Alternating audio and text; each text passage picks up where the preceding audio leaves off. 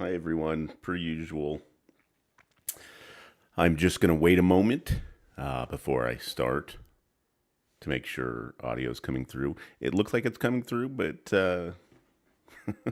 it's looked like it's coming through before. So let's see, 5 seconds. Okay.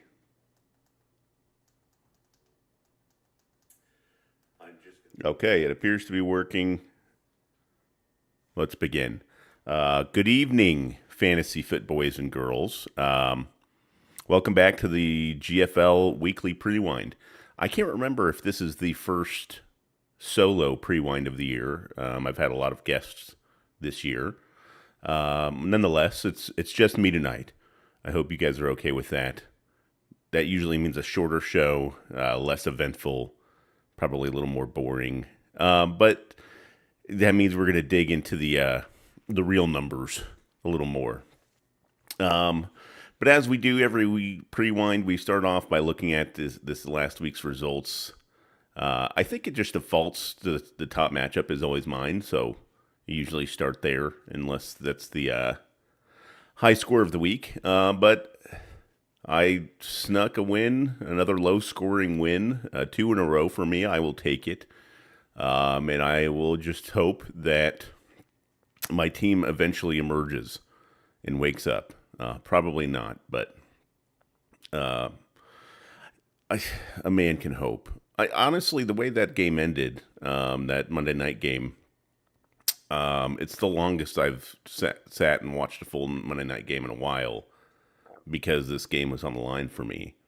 I really thought it was going to fall apart for me at some point, but it felt good to get a win. Cooter's Crew merely missing out on a high score, but a solid win. They move to 3-3. They take down the Schmidt Show for their second loss of the season. A lot of disappointing performances on the Schmidt Show's side. We're going to move on to Doobie Ashtray. They were also 0-4 like myself, and they have also moved to 2-4 with a low-scoring win over Patty Cakes, who is also now joined the 2-4 club. So a trio of 2-4 teams there at the bottom of the league. Boner and Sweatpants barely ekes out a win over new and improved Jungle Humpers.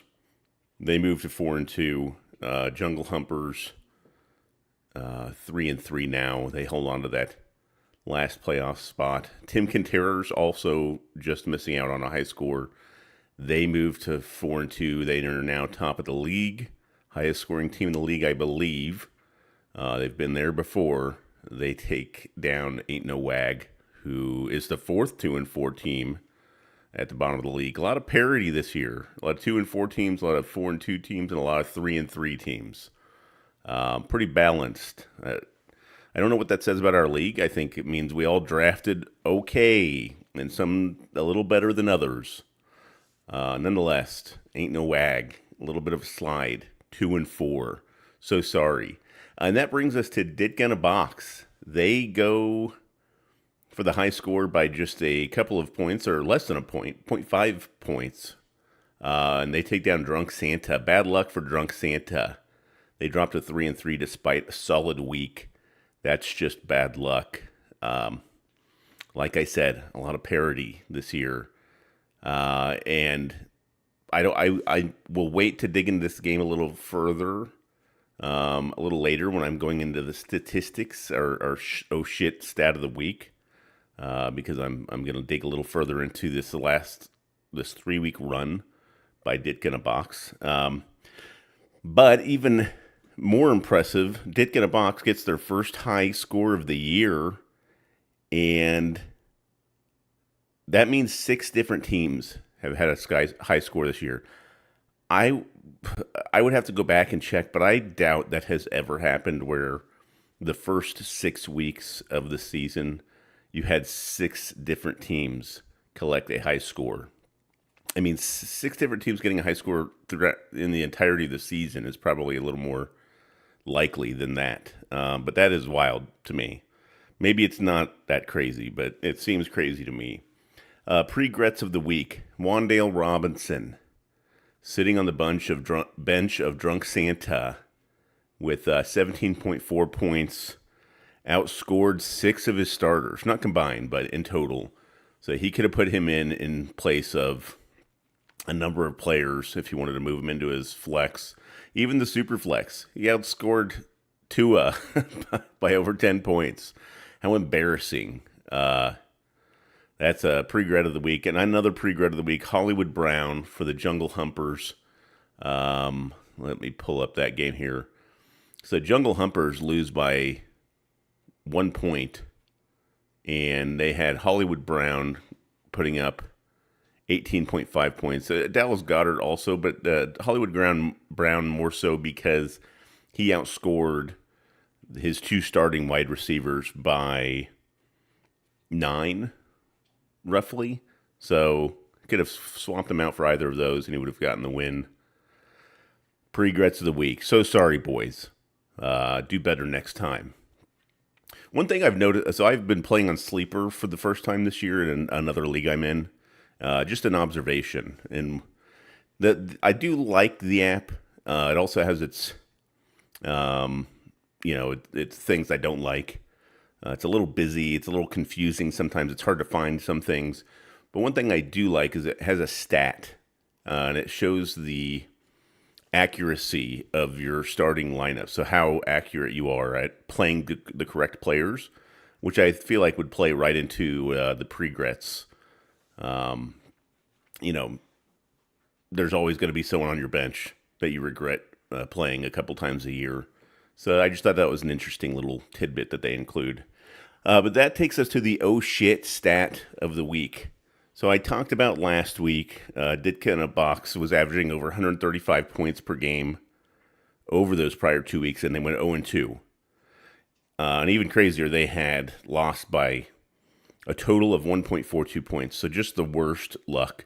And it was looking like it might happen again this week, but finally luck was on Ditka in a box's side. They get that win. So over the last 3 weeks, Ditka has averaged 135.62 points. They go 1-2 in those weeks. And the total differential is plus 1.18. So razor thin margins in those games for Ditka. So hopefully they get some easy wins, kind of like us bottom feeders have had over the last couple of weeks to kind of even things out. But let's look at the standings. I went into them a little bit. So you have Tim Conterers, Ditka in a box, 4-2, top of the league. The other side, the other 4-2 teams in the other division, Schmidt Show, Boner and Sweatpants. And then you have Drunk Santa, one of the 4 3-3 teams at the 5 seed, New and Improved Jungle Humpers at 3-3 at the 6.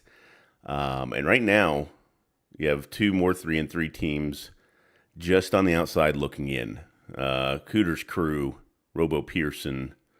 That would suck to be 500 and not make the playoffs. I don't think that's possible. I think they would have to be 1 game over or 1 game under with how many games we play. Nonetheless, that's our top 8. Doobie Ashtray now moving into position to potentially go on a run, maybe, and sneak into the playoffs, along with the other 2 and 4 teams, Lifelines Elway, Ain't No Wag, Patty Cakes. I feel like those bottom 3, would have to do a bit more scoring over the course of the season for that tiebreaker if we want to get into the playoffs. But the dream is alive. I'm holding out hope that eventually my team turns it on. But that takes us to the matchup of the week. We have a couple options, but I'm going to go with a couple of 3-3 teams at that 6 and 7 seed. Cooter's Crew at the 7, New and Improved Jungle Humpers at the 6. It's a big game for that 6th playoff spot. So one of those teams could be in a much better position if they get that win.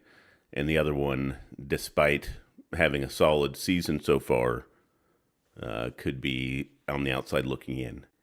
What will happen? What's your prediction? Did I choose the wrong game? Do you like it when I'm solo? It's much, I feel like the episodes are much faster. There's less riffraff. Not someone to here to distract me and or get me on tangents about who knows what. I had to do that. I had to set up the OBS a little different as well. That's why it looks kind of dumb, because without Discord to rely on, I have to use this stupid free app to use my phone as a camera on my PC.